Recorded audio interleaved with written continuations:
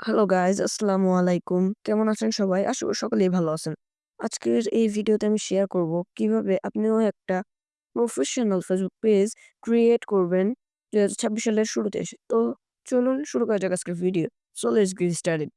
ওকে, তো চলে আসলাম আমরা মোবাইল স্ক্রিনে। আসার পরে আমরা ফেসবুকের উপরে ক্লিক করব। তারপরে পেজ সেকশনে চলে যাব।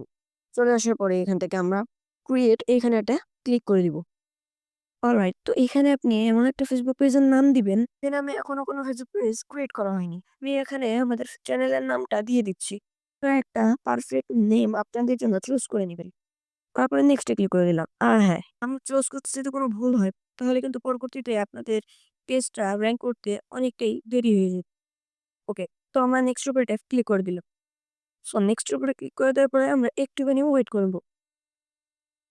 ওকে, তো আমাদের ইন্টারফেসটা কিন্তু লোডিং নিচ্ছে। তো আমরা একটুখানি ওয়েট করব, কারণ এটা নেটওয়ার্ক প্রবলেম।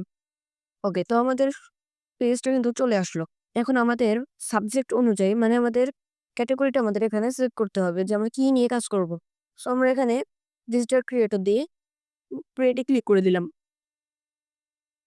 ওকে, তো আমাদের পেজটা ক্রিয়েট হয়ে গেছে। এখন আমাদের কাজ হচ্ছে আমাদের পেজের জন্য একটা লোগো ক্রিয়েট করা। এবং হ্যাঁ, লোগো যারা আপনারা কিভাবে বানাবেন জানেন না, তো আপনারা কিন্তু ক্যানভাটা ইউজ করতে পারেন একদম প্রফেশনাল লোগো বানানোর জন্য।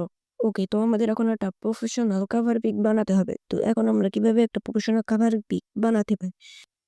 ক্যানভা ইউজ করে একটা কভার পিক বানিয়ে নিবেন।